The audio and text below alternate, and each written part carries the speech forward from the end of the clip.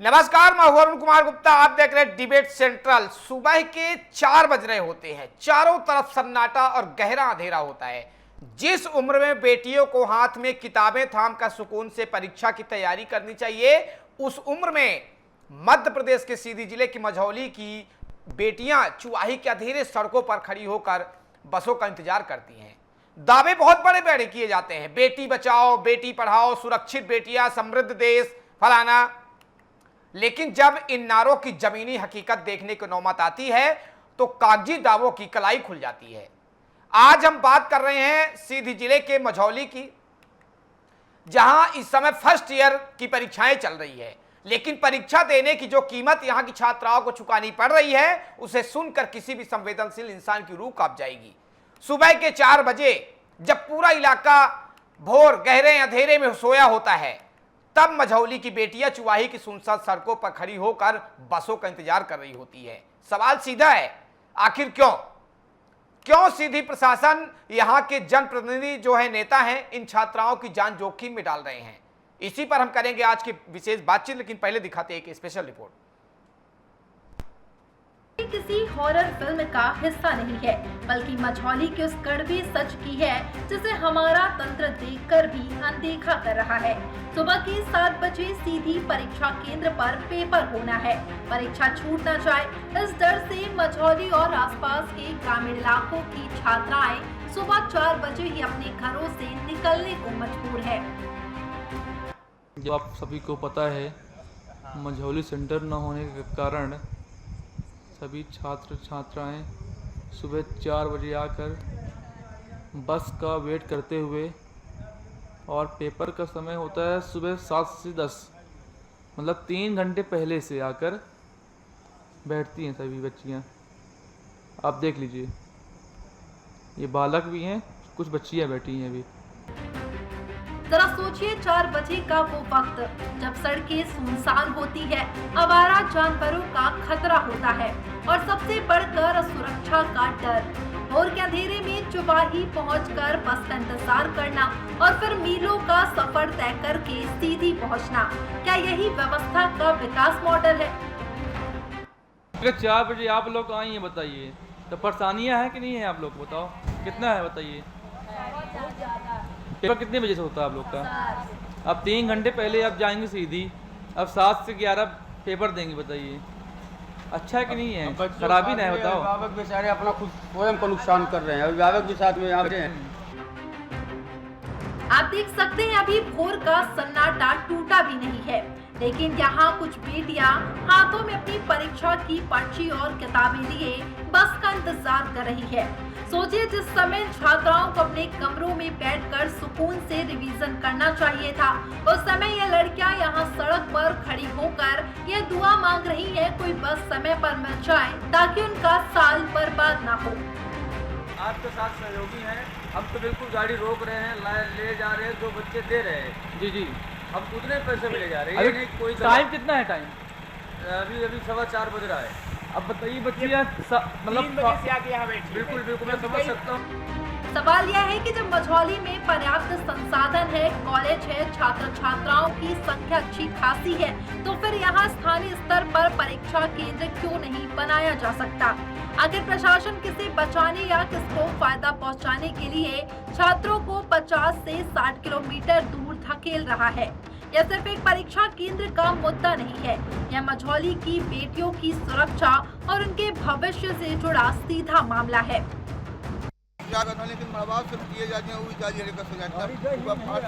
समस्या सबको है, ठीक है ना? अब बताइए, सुबह 4 बजे लड़कियां आती हैं, अब मझौली सेंटर है ही नहीं, अब परेशानी तो हो रहा है सबको। पहला सवाल, अगर सुबह के 4 बजे इस अंधेरे सफर के दौरान किसी बेटी के साथ कोई अनहोनी हो जाती है तो उसकी जिम्मेदारी कौन लेगा? जिला प्रशासन, विश्वविद्यालय प्रबंधन या फिर चुनाव के समय हाथ जोड़ने वाले जनप्रतिनिधि? दूसरा सवाल, क्या मझौली में स्थानीय स्तर पर परीक्षा केंद्र की व्यवस्था करना इतना मुश्किल काम है, या फिर अफसरशाही के आलस की सजा यहाँ के निर्दोष छात्रों को दी जा रही है? बच्चे 15 किलोमीटर दूर से आ रहे हैं। और अगर उनके साथ गली में कोई दुर्घटना घटित हो जाती है तो उसका जिम्मेदार तो फिर कोई ना होगा। इसीलिए ये सेंटर होना बहुत ज़रूरी है। सेंटर होना होने के चलते ही ये बच्चे इतना ज़्यादा परेशानी का सामना कर रहे हैं। स्थानीय लोगों का गुस्सा सातवें आसमान पर है। लोगों का कहना है कि अगर जल्द ही मझौली में स्थानीय परीक्षा केंद्र की व्यवस्था नहीं की गई तो यह आंदोलन सिर्फ सोशल मीडिया तक सीमित नहीं रहेगा, बल्कि सड़कों पर उतरकर जवाब मांगा जाएगा। हम डीएन न्यूज़ प्लस के माध्यम से सीधी जिला प्रशासन और क्षेत्रीय जनप्रतिनिधियों से सीधे तौर पर मांग करते हैं, सोना बंद कीजिए और इस समस्या का तत्काल संज्ञान लीजिए। मझौली के छात्रों को उनका हक मिलना चाहिए। भविष्य में स्थानीय स्तर पर ही परीक्षा केंद्र बनाए जाएं, ताकि हमारी बेटियों का समय भी बचे और उनकी सुरक्षा भी सुनिश्चित हो सके। इस वीडियो को इतना शेयर कीजिए कि सीधी के कलेक्टर, शिक्षा विभाग के अफसरों और आपके नेताओं के मोबाइल तक पहुंच जाए। ये तस्वीरें किसी और तो एक तरफ बेटी बचाओ बेटी पढ़ाओ, बहुत बड़े बड़े नारे लगते हैं, बहुत बड़े विज्ञप्ति छपती है और जनता देखती भी है, लेकिन हकीकत आज ये छत्तीसगढ़ से सटा इलाका मध्य प्रदेश के सीधी जिले की है, जहां मझौली में परीक्षा विहीन परीक्षा केंद्र नहीं होने के कारण 50 किलोमीटर दूर जाते हैं परीक्षार्थी। इसी पर हम करेंगे बातचीत करने के लिए हमारे साथ इंद्र शरण सिंह चौहान जी जुड़ चुके हैं, बीजेपी नेता हैं। सर, आपका बहुत बहुत स्वागत है। ज्ञान सिंह चौहान जी हैं, कांग्रेस के नेता, सर आपका भी बहुत बहुत स्वागत है। मनोज जायसवाल जी हैं, वरिष्ठ पत्रकार, हमारे बहुत बहुत स्वागत है आपका भी। सर, इंद्र शरण जी, बेटी बचाओ बेटी पढ़ाओ का नारा क्या सिर्फ विज्ञापनों तक और होर्डिंग तक के लिए है? जमीन पर बेटियों को पढ़ाई के लिए जान जोखिम में क्यों डालनी पड़ रही है? कहां पे सिस्टम में खामी है? दरअसल आप जिस मझौली कॉलेज की बात कर रहे हैं अरुण जी, तो हमारे प्रदेश में, और मैं तो कहूँ कि एपीएस यूनिवर्सिटी के दायरे में जो कॉलेज आते थे जी, तो कई कॉलेजों में अचानक औचक निरीक्षण हुए परीक्षा केंद्रों के जी, और उन औचक निरीक्षण जब किया गया तो कई कॉलेजों में नकल करते हुए पाया गया जी, और जब नकल करते हुए पाया गया तो उनके जो परीक्षा केंद्र थे वो निरस्त कर दिए गए जी, और जब निरस्त हुए तो उनमें कई प्राइवेट कॉलेज भी थे दिवा संभाग के जी, तो उन प्राइवेट कॉलेजों ने क्या किया कि वो जा करके हाई कोर्ट गए जी, और हाई कोर्ट में जा करके उन लोगों ने अपनी मान्यता फिर से परीक्षा केंद्र बहाल करवाने के लिए उन्होंने अपील, और उसमें उनको मान्यता मिल गई जी। लेकिन जहां तक मझौली की बात है, मझौली में पिछले 8-9 साल पहले की घटना है जी, और एक बार यह घटना घटी, उसके बाद ना तो कोई जनप्रतिनिधि आए। अब आप पहली बार अरुण जी मामला संज्ञान में ले रहे हैं जी, ये वास्तव में चिंतनीय है कि वहाँ के कोई न तो लोकल समाज सेवी न तो कॉलेज के प्रबंधन किसी ने भी ये प्रयास नहीं किया तो जा करके एडवोकेट जनरल से मिलते और एडवोकेट जनरल से मिल करके यह बात रखते कि हमारे यहाँ जो परीक्षा में 10 साल पहले अगर कोई घटना कारित हुई थी, नकल करते हुए पकड़े गए थे, तो उनके वजह से पूरे कॉलेज के आज भी बेटियों को कष्ट न मिले, यह करना चाहिए था।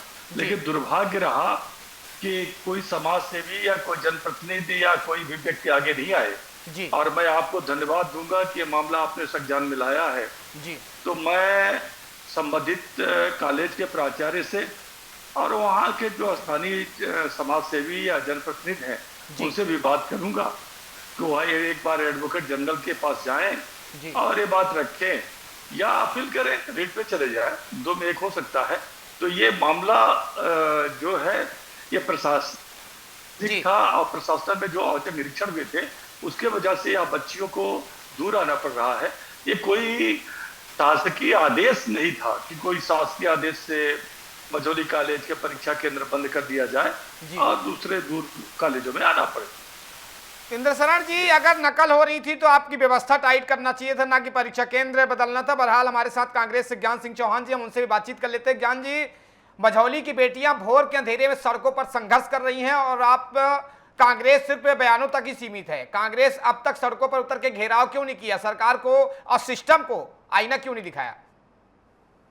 देखिए, जिस तरह से शिक्षा व्यवस्था जी मझौली बस में नहीं जी पूरे देश में चल रही है जी यह बात किसी से छिपी नहीं है। 100 से ज्यादा पेपर लीक के मामले जी हमारे देश के अंदर आए।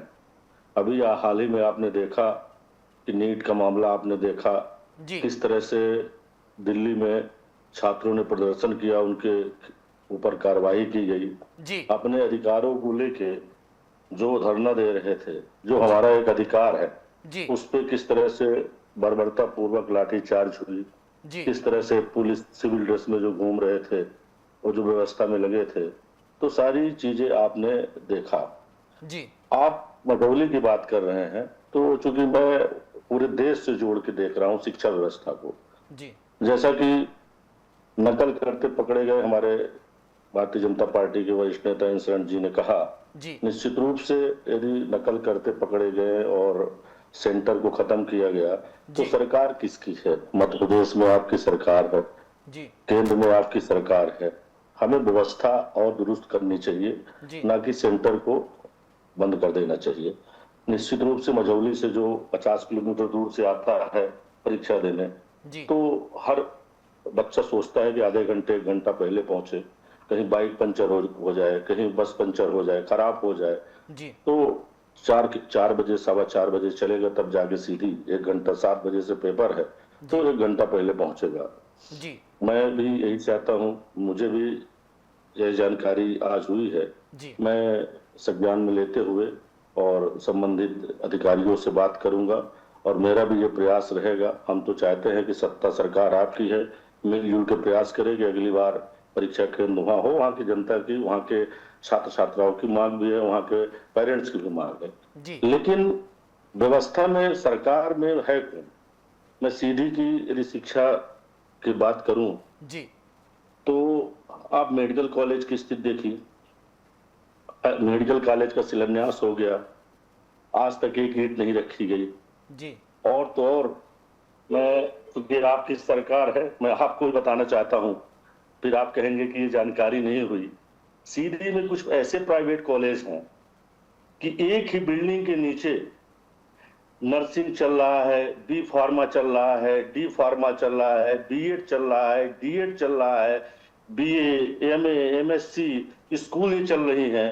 कल को कोई दुर्घटना होती है, कल कोई बात आती है, तो इस पे आप क्या कहेंगे कि कोई जनप्रतिनिधि संज्ञान में नहीं लाया, कोई आगे बढ़ के नहीं आया? तो ये तो सत्ता में आप हैं, प्रशासनिक अधिकारी आपने बैठा के रखा है, जिले का जो कलेक्टर है, जिले का जो एसपी है, जिले का जो एसडीएम है, जिले का जो शिक्षा अधिकारी है, जो सत्ता में रहता है, मध्य प्रदेश के मुख्यमंत्री आदरणीय मोहन यादव जी हैं, वो वहां बैठाते हैं। क्या उनको ये चीजें नहीं दिख रही हैं? क्या वो जो शिक्षा को ये चीजें नहीं दिख रही हैं जो भोपाल में जी। बैठे हैं और जो इनको मान्यता दे रहे हैं? ये उनकी टीम आती है, किसी भी सब्जेक्ट के मान्यता के लिए एक टीम आती है और वो टीम आके निरीक्षण करती है। वो क्या निरीक्षण करके जाती है? ये एक मेरा आपसे दूसरा विषय है। ऐसे में एक बिल्डिंग के नीचे जो हम इतनी मान्यताएं दे रहे हैं, तो क्या सही मायने में शिक्षा बच्चों को मिल रही है? ये पैसे कमाने का एक तरीका है। मैं इसके विरोध में हूं, क्योंकि आज बात शिक्षा की आई है तो जी। मैं बड़े दुखी मन से, मैं भी कॉलेज चला रहा हूं, मेरा भी कॉलेज है, मैं भी उस श्रेणी में आता हूं, लेकिन मैं कभी भी इसके पक्ष में नहीं हूं कि पैसे कमाने को लेके इस तरह की व्यवस्थाएं बनाई जाए। मेडिकल कॉलेज की बात कर लीजिए, आप मेडिकल कॉलेज के बारे में क्या कहना चाहते हैं? मैं आप ही से सुनना चाहता हूं कि आज तक एक ईंट नहीं रखी गई और यहाँ के छात्र छात्राएं जो जाके भोपाल, जबलपुर और बड़ी बड़ी जगह में जाके शिक्षा ले रहे हैं, जाके अपना पढ़ाई पूरी कर रहे हैं, उनको कितने खर्चे लग रहे होंगे? यदि सीधी में मेडिकल कॉलेज हो जाए तो कितनी राहत मिलेगी? जी चलिए मनोज जी से हम बात कर लेते हैं। मनोज जी, बीजेपी कह रही है कि परीक्षा नकल करते पकड़े गए थे, इसलिए परीक्षा जो सेंटर बदल दिया गया है। कांग्रेस कह रही है कि पूरा शिक्षा व्यवस्था सीधी का पूरे देश का बदहाल है। आपने पत्रकारिता दौर में कई दशक देखे हैं, कई सरकारें आती गई जाती गई हैं, क्या कुछ कहेंगे आप?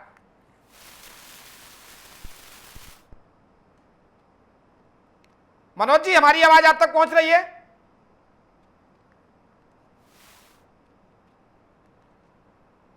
मनोज जी, आवाज आ रही है हमारी?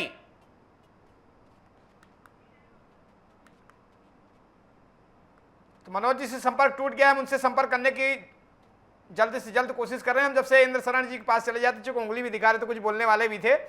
तो इंद्र शरण जी, सुबह 4 बजे के अंधेरे में सुनसान सड़क पर खड़ी बेटियों की सुरक्षा का जिम्मा किसका है? अगर कोई अनहोनी हो गई तो इसका जिम्मेदारी कौन लेगा?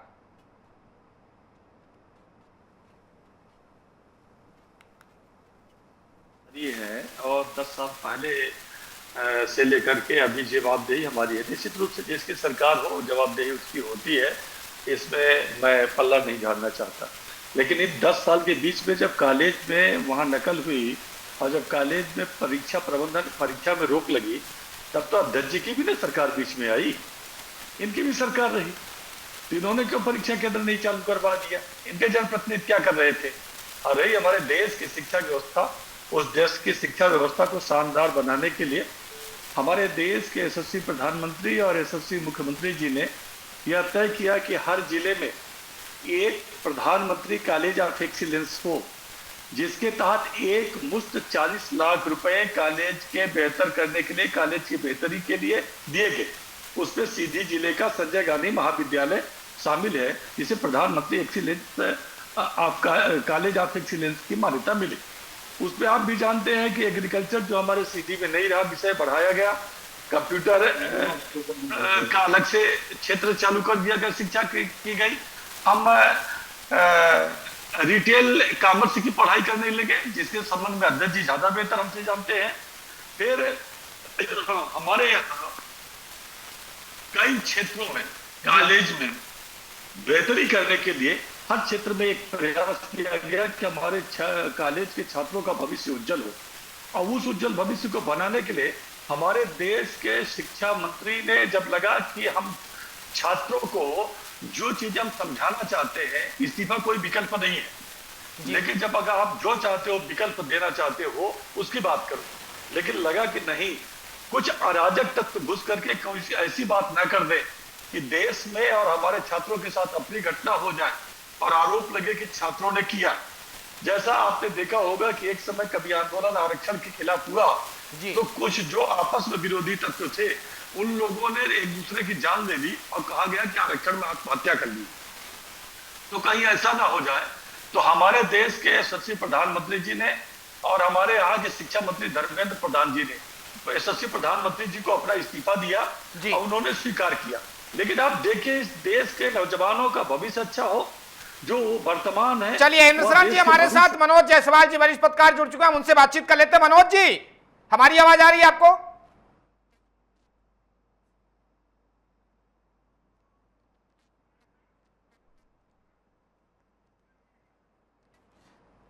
अच्छा, तो चलिए फिर से जोड़ने की कोशिश करिए उनको।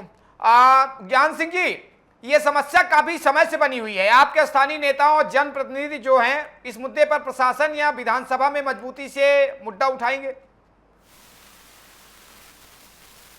देखिए, अभी हमारे बड़े भाई इंद्र शरण जी ने कहा जी कि 15 महीने की हमारी सरकार थी तो हमने व्यवस्था को क्यों नहीं सुधारा। तो मैं बताना चाहूंगा कि जो व्यवस्थाएं आपने बना के दी, जब व्यवस्था सुधारने की बात आई तो कोविड काल आ गया और उसके बाद सरकार, चुनी हुई सरकार को जन बल धन बल के बदौलत आप लोगों ने गिरा दी, तो वो तो अवसर ही समाप्त हो गया। रही मुद्दे की बात यदि अपन आए तो आपके सरकार में तो दोहरे काम हमेशा हो रहे हैं। जैसे जहां जहां भाजपा के विधायक हैं तो वहां विधायक निधि की राशि कई करोड़ों में ज्यादा रहती है, और जहां जहां कांग्रेस या अन्य दल निर्दलीय हैं तो वहां विधायक निधि की राशि देख लीजिए कितनी रहती है, ये वो जग जाहिर है। उसी तरह सीधी जिले में मैं आता हूं, क्योंकि मेडिकल कॉलेज के बारे में आपने कुछ नहीं बोला, मैं चाहता हूं कि कुछ मेडिकल कॉलेज के बारे में भी आप बोले। मेडिकल कॉलेज का शिलान्यास पहले हुआ और आपके भाजपा कार्यालय का शिलान्यास बाद में हुआ, तो भाजपा कार्यालय का काम चालू हो गया और मेडिकल कॉलेज का काम चालू नहीं हुआ। निश्चित रूप से पार्टी, जिले के नेता और प्रदेश के नेता, भारतीय जनता पार्टी का कार्यालय जिले में प्राथमिकता को समझते हुए उन्होंने किया होगा, उनकी प्राथमिकता होगी। लेकिन मेरी नजर में पहली प्राथमिकता मेडिकल कॉलेज है आपकी सरकार है, मैं चाहूंगा कि इस बारे में भी आप हमें बताएं कि ऐसी क्या आवश्यकता पड़ी कि आपका कार्यालय में काम लग गया और मेडिकल कॉलेज में एक भी ईंट नहीं रखी गई। आप विकास की बात करते हैं, आप छात्र हित की बात करते हैं, आप पूरी ईमानदारी से बताइए कि व्यापम जैसे घोटाला मध्य प्रदेश के अंदर इतना बड़ा घोटाला हुआ, एक भी आरोपी पकड़ा गया हो, एक भी आरोपी के खिलाफ कार्रवाई हुई हो, तो आप पूरी ईमानदारी से बता दीजिए। मैं आपके मुंह से सुनना चाहता हूं। जी चलिए, हमारे साथ एक बार फिर से मनोज जायसवाल जी जुड़ चुके हैं, वरिष्ठ पत्रकार हैं हमारे, तो उनसे बातचीत कर लेते हैं। मनोज जी, हमारी आवाज आ रही है आपको? जी बिल्कुल। मनोज जी, बीजेपी कह रही है कि 8 से 10 साल पहले नकल हुआ था, नकल की वजह से परीक्षा केंद्र बदल दिया गया। कांग्रेस आरोप लगा रही है कि इनके सरकार में केंद्र और राज्य दोनों जगह है, शिक्षा व्यवस्था बदहाल है। आपने पत्रकारिता दौर में कई दशकें, कई सरकारें आई है गई है, क्या कहेंगे इस पर? जी बिल्कुल, जैसा कि ये मझौली का जो मामला है, यहाँ लगभग 1200 से ज्यादा छात्र अध्ययनरत हैं जिनका की परीक्षा केंद्र सीधी किया गया है। तो जिस तरह अगर देखा जाए तो 1200 लड़के प्रतिदिन सुबह 4 बजे वहां से निकलते हैं, तो 65 किलोमीटर की दूरी तय करके और लगभग सीधी वो 7 बजे पहुंचते हैं और अपनी परीक्षा देते हैं। अगर इसकी हम पूर्व में बात करें तो ऐसा कहा जा रहा है कि उस कॉलेज में 2016 के दौरान जो परीक्षा हुई थी उसमें सामूहिक नकल प्रकरण बनाए गए थे, जिसके कारण उस नकल को रोकने के लिए, दोबारा उस नकल को रोकने के लिए परीक्षा केंद्र 65 किलोमीटर दूर रख दिए गए। तो अरुण जी, सबसे बड़ा सवालिया निशान ये पैदा होता है कि जहां 1200 बच्चे सफर कर रहे हैं, तो क्या दोबारा शासन स्तर पर वहां का जो कर्मचारी हैं, अधिकारी हैं, स्टाफ हैं, उनको चेंज करके और चेंज करने के बाद क्या उस परीक्षा के नकल पर लगाम लगा के और क्या दोबारा उसको परीक्षा सेंटर चालू किया जा सकता था?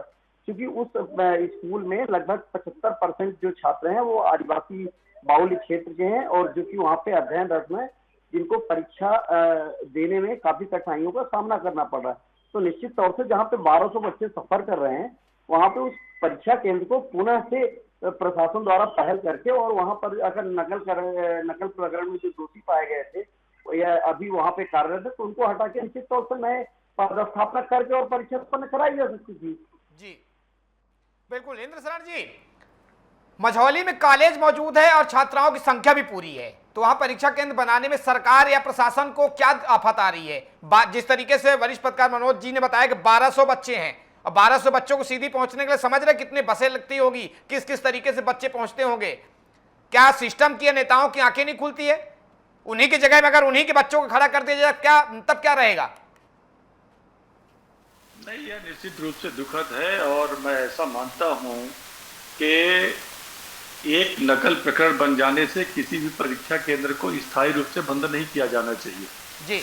लेकिन अगर बंद किया गया है तो यह हमारे देश के जो नवनिहाल है, भविष्य है, वर्तमान है, जो आगे चल करके भविष्य भी बन रहे हैं, यह चिंताजनक है। वह कॉलेज फिर से परीक्षा केंद्र के रूप में चालू होना चाहिए, परीक्षाएं वहीं होनी चाहिए जी। लेकिन मैंने पहले भी पूर्व में शुरुआती दौर में कहा कि जब नकल प्रकरण बने तो ना तो कोई समाज सेवी आगे आए और ना तो कोई वहाँ कॉलेज का जो प्रबंधन प्राचार्य रहे उनने कोई पहल की, तो लगातार वहाँ के छात्र छात्राओं को अनावश्यक रूप से परेशान होना पड़ा जी। जो प्राइवेट कॉलेज नकल प्रकरण में पाए गए थे, उन प्राइवेट कॉलेजों ने जा करके और हाई कोर्ट से अपनी मान्यता स्वीकार करवा ली, उनके यहाँ परीक्षाएं होने लगी।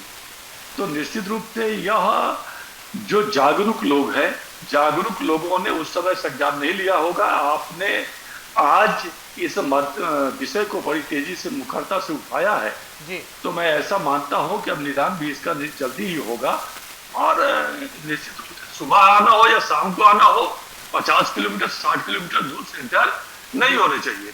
और अगर सामूहिक नकल हो भी रही थी तो उसमें केवल छात्र छात्राएं दोषी नहीं थे, बिल्कुल जो नकल करा रहे थे शिक्षक लेक्चरर गण वो भी दोषी थे, तो उनको भी खिलाफ उनके खिलाफ कार्रवाई बनती थी। लेकिन अब उस समय क्या हुआ यह मुझे पता नहीं है जी। लेकिन हमारे देश में जो शैक्षणिक व्यवस्थाएं हैं वो आज दिनों दिन उत्तर बेहतरी की तरफ जा रही है, चाहे वो सीएम राइज स्कूल के माध्यम से हो, चाहे प्रधानमंत्री कॉलेज ऑफ एक्सीलेंस के माध्यम से हो। हम जब व्यापम की बात करते हैं तो हमारे देश में एक पैमाना है कि न्यायालय किसी को दोषी माने तो हम मान लेते हैं कि वह दोषी है, और अगर वो निर्दोष कर दे तो हम मान लेते हैं कि वह निर्दोष है। तो अगर व्यापम के मामले में कोई दोषी सिद्ध नहीं हुआ, इसका मतलब कांग्रेस ने केवल आरोप लगाने के लिए आरोप लगाया। अब रही बात, आज कहते हैं कि कोई पेपर लीक हुआ, हम उसकी तुलना तो नहीं करते, या कोई घोटाला हो गया। आप ये बताइए, पेपर हो रहा है तो लीक हो रहा है। इनके टाइम में तो सिगरेट की पर्ची में अध्यक्ष जी के टाइम में लिख करके दे दिया जाता था कि सभी नियमों को शिथिल करते हुए नियुक्त कर दी जाए, तब तो पेपर ही नहीं होते थे। तो पेपर तो हो रहे हैं, और अगर लीक हुआ तो उसके लिए अभी प्रावधान बना। आपने देखा 38 लोगों के खिलाफ बर्खास्तगी हुई। आप देखिए तत्काल कानून बना कि 10 साल तक की जेल होगी और आप 10 करोड़ रुपए जुर्माना हो जाएगा, पूरी संपत्ति खुद खो जाएगी। अब इसमें भी कांग्रेस वहां सदन में रंगे डाल रही है कि यह कठोर कानून ना बने। इस तरफ बात करेंगे कि हम शैक्षणिक व्यवस्था में चलिए अमित, इस पर कांग्रेस से ज्ञान सिंह जी मुस्कुरा रहे हैं, हो सकता है उनके पास कुछ बड़ा जवाब हो, तो मैं उनसे बात कर लेता हूं। ज्ञान सिंह जी, इस टीवी डिबेट से बाद आप मझौली के 1200 छात्राओं के लिए क्या कुछ कदम उठाएंगे, क्या कुछ सराहनीय पहल करेंगे कि मझौली में उनका सेंटर हो? देखिए सबसे पहले मैं इंद्रन जी ने जो अभी कहा, मैं उसका जवाब दे दूं कि जब सारी सरकारी संस्थाएं, जांच एजेंसियां जब सरकार के अधीन में काम कर रही हैं तो न्याय कहां से मिलेगा, ये देश की जनता जानती है। हमारे आपके डिबेट करने से कोई मतलब नहीं निकलेगा।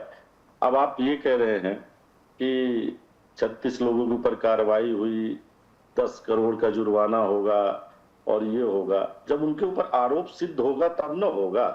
आपने सिगरेट की पर्ची की बात की, तो वो तो दौर अच्छा था जब सिगरेट के पर्चियों में नौकरियां मिलती थी। तब हमारा जो हमारा करुणा भवन था, हमारा जो आपका करुणा भवन था, क्योंकि हमारा जिला है आपका जिला है, तो जो करुणा भवन हमारा आपका था, तो उसमें कम से कम सारे कुर्सियों में कम से कम बाबू अधिकारी मिलते थे और काम होते थे। आज तो जो वहां का चपरासी है वो भी लोकायुक्त के जकड़ में फंस रहा है। तो आप समझ सकते हैं कि भ्रष्टाचार का लेवल कितना बड़ा है जब परीक्षाएं हो रही हैं। खैर ये तो अलग बात हुई। हमारा आपका प्रयास होना चाहिए जिसके लिए हमें आपको बैठाया गया है।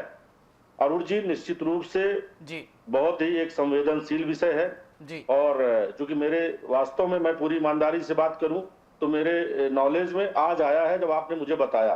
ये चाहे मेरी कमी कह लीजिए, चाहे कुछ कह लीजिए, मैं इसको स्वीकार करता हूं। पर मैं इसको लेके कलेक्टर महोदय से और आदरणीय अपने नेता अजय सिंह राहुल भैया से भी बात करूंगा और विधानसभा स्तर पर इस कार्यवाही की मांग करूंगा कि मझौली में जब अगली परीक्षा हो तो मझौली में, क्योंकि सरकार इनकी है तो कराना ही नहीं है, पर जो विपक्ष का एक प्रयास होना चाहिए वो आने वाले समय में आपको पूरी ईमानदारी से आपको दिखेगा। जी मनोज जी, 10 साल से 1200 छात्राएं दौड़ रही हैं। आप तो पत्रकारिता के दौर पे कई उतार चढ़ाव देखे हैं। बीजेपी कह रही है कि किसी ने शिकायत नहीं दर्ज कराई इसलिए नहीं हुआ, कांग्रेस का तो आप सुन ही रहे हैं।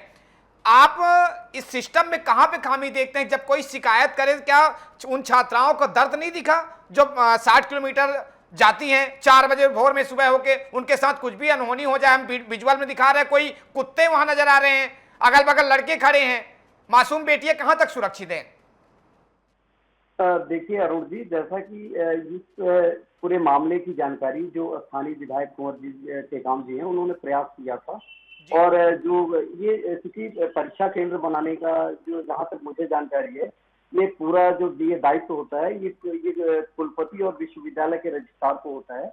इनको जो वहाँ की बच्चों की समस्याएं हैं उनको देख के पहल करना चाहिए, और निश्चित तौर से ये जो पूरा मामला है परीक्षा केंद्र को लेके, ये किसी भी एक जो दल की राजनीति है इससे ऊपर उठ के एक सामाजिक सरोकार को देखते हुए और बच्चों के हित से काम करना चाहिए। आपको अरुण जी याद होगा कि फरवरी 2021 को एक घटना हुई थी जिसमें परीक्षा को लेके ही सीधी के कुछ बच्चे सतना के लिए गए हुए थे, नर्सिंग की छात्राएं थी, जिसमें 38 बच्चे मौत के गाल में समा गए थे, आपको अगर याद आ रहा होगा। तो उस समय भी जब इस मुद्दे को हम लोगों ने प्रदेश स्तर पर उठाया था, तो उस समय भी सरकार और जिला कलेक्टर द्वारा यही कहा गया था कि यह बात हमारे संज्ञान में नहीं है, अगर हमारे संज्ञान में होती तो परीक्षा सेंटर हम सीधी करा लेते और ये मामला, ये दुर्घटना बच सकती थी। लेकिन सबसे बड़ा दुखद मामला ये है कि यहाँ 1200 बच्चे के आंकड़े हमारे पास हैं 1200 बच्चे जिसमें से आदिवासी बाहुल्य क्षेत्र के बच्चे हैं, वो प्रतिदिन 4 बजे भोर में मझौली और चुवाही से चल के और वो सीधी परीक्षा देने आते हैं और शाम तक लौटते हैं। तो जहाँ 1200 बच्चे पर डे इतनी 65 किलोमीटर की दूरी में आवाजाही है, इतनी भीड़ है, तो इसमें शासन और प्रशासन को ऐसा करना चाहिए कि ये कोई बहुत बड़ा हादसा ना हो, बच्चे सुरक्षित रहें और सुरक्षित जो एक ये परीक्षा की तैयारी बच्चे कर सकें और एग्जाम में वो पास हो सके। तो निश्चित तौर पर ये एक दुखद है। इसको प्रशासन और शासन स्तर पर इसको और बेहतर बनाया जाए कि आगामी समय में किसी भी तरह की बच्चों को असुविधा ना हो।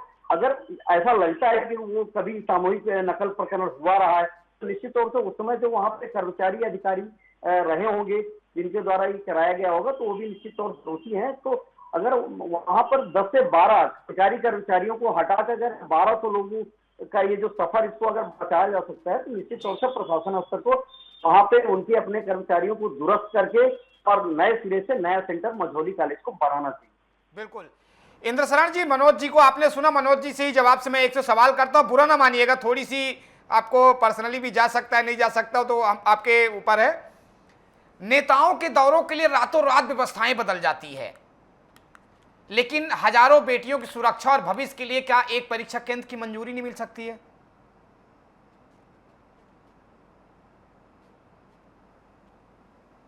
हम जब ये मत देखते हैं कि हमारे देश में जो एक व्यवस्थाएं जी, तो उस व्यवस्था में जो आम जनमानस के लिए सरकारें बनती हैं, चाहे जिसकी सरकारें हो, चाहे भाजपा, कांग्रेस, अन्य दलों की हो, जी, जनता का जनता के लिए, जनता द्वारा शासन, तो निश्चित रूप से मैं पहले ही स्वीकार कर चुका हूँ कि परीक्षा केंद्र फिर से वहां होना चाहिए जी। और 1200 बेटियों की सवाल 1200 का संख्या बनकर नहीं है, चाहे एक भी बेटी हो, 12 बेटियां हो, 1200 हो, 120 हो, सुरक्षा सबके सर्वोपरि है जी। और जब वहां पर व्यवस्था है तो क्या 10 साल पुराने एक सड़े से मामले को लेकर पुरानी ढर्रे पर जी, या बदलाव होगा?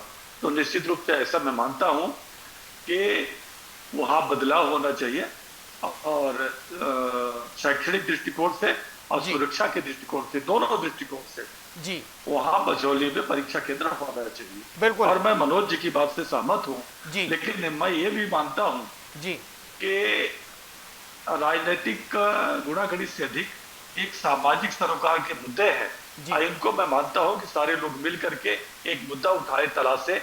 और कुंवर सिंह जी ने अगर बात की थी तो मैं एक बार कुंवर सिंह से भी बात करूंगा, ये कहाँ खामी रह गई कि आप फिर से नहीं करवा पाए, और अगर वो बताते हैं तो मैं भी क्या कर सकता हूँ, सहयोग देखूंगा, और नहीं तो अगर हाई कोर्ट जाना पड़ेगा तो निश्चित रूप से हाई कोर्ट चला जाऊंगा। जी। जान सिंह जी, अभी मनोज जी को सुन रहे थे, मनोज जी ने याद दिलाया 21-22 की घटना, इसी परीक्षा केंद्र के चलते 36 बच्चों की बस में डूबने से मौत हो गई। ये बस नाले में गिर गई थी, नदी में गिर गई थी। हम सब ने देखा है वो दृश्य, वो रूह कपा देने वाला दृश्य था। क्षेत्रीय समस्याओं पर नजर रखना और प्रशासन को घेरना विपक्ष की जिम्मेदारी है। आप इस जमीनी हकीकत से बेखबर कैसे रह गए इतने 10 सालों से? देखिए, ऐसे बहुत सारे कार्य राजनीतिक जीवन में होते हैं जी, कि कुछ चीजें 100% की 100% नहीं आती हैं, चाहे वो व्यक्तिगत जीवन हो, चाहे राजनीतिक जीवन हो। आप लोग भी पत्रकारिता के क्षेत्र में हैं जी, ऐसे कुछ आप लोगों को, चूंकि मैं ये भी कह सकता हूं कि पिछले 10 सालों में आपने क्यों नहीं उठाया, तो हम अब उंगली एक दूसरे के ऊपर ना उठा के हमारा संयुक्त प्रयास होना चाहिए कि जब अगली परीक्षा हो बिल्कुल, तो निश्चित रूप से मझौली सेंटर होना चाहिए। इसके लिए सत्ता पक्ष, विपक्ष और आप, जिस तरह से आपने आगे बढ़ के एक कदम आपने बढ़ाया, हम लोग के संज्ञान में आया, हम लोगों ने उस बात को आज लिया और आगे चल के सबका सामूहिक प्रयास ये हो कि अगली परीक्षा मझौली में हो, तभी सही मायने में आज का जो हमारा संवाद है वो सफल हो। बिल्कुल।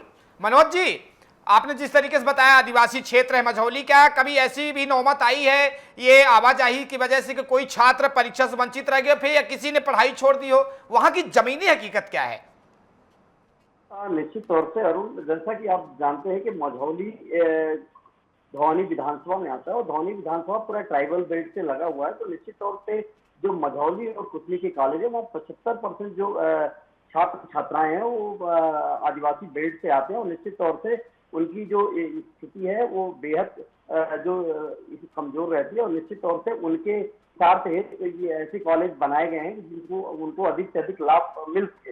लेकिन अरुण जी, बात ये आती है कि जब सीधी से 65 मझौली से 65 किलोमीटर दूर जब उनका अध्ययन केंद्र परीक्षा केंद्र बनाया जाता है, तो ऐसे में 6 बजे भोर में निकल के 1200 बच्चे कैसे सफर कर सकेंगे, कैसे उनको कोई व्हीकल वाहन मिल सकेगा और कैसे वो परीक्षा केंद्र तक 7 बजे तक पहुंच पाएंगे, ये अपने आप में बहुत विकराल समस्या है। क्योंकि संख्या छात्रों की इतनी ज्यादा है, आपको भी पता है कि जो संसाधन आने जाने के हैं वो बहुत कम है। ऐसी स्थिति में निश्चित तौर से छात्र छात्रा बेहद परेशान होते हैं, क्योंकि संख्या बल के कारण उनके पास खुद के संसाधन नहीं है, बसें मार्ग में कम है। तो ऐसी स्थिति में परीक्षा केंद्र तक छात्रों को पहुंचने में निश्चित तौर से बहुत ही कठिनाइयों का सामना करना पड़ रहा है। जी, इंद्र शरण जी, पूरा देश देख रहा है आज के आपके, खासकर सीधी और मझौली की तो पूरी जनता आप लोग को देख रही है। आप एक दावा कर दीजिए कि आप कब तक सेंटर मझौली हो पाएगा, ताकि वो बच्चे जो सीधी जा रहे हैं वो खुश होकर आपको धन्यवाद दें। नहीं, निश्चित रूप से हमारा सबका प्रयास रहेगा कि इस बार अगली बार जब परीक्षा हो और मझौली में हो, और उसके लिए सारे प्रयास किए जाएंगे। तो अगली बार के लिए कर सकते हैं। अभी तो बीच में परीक्षा रोकी नहीं जा सकती है, अभी तो जहाँ चल रही वहीं होगी।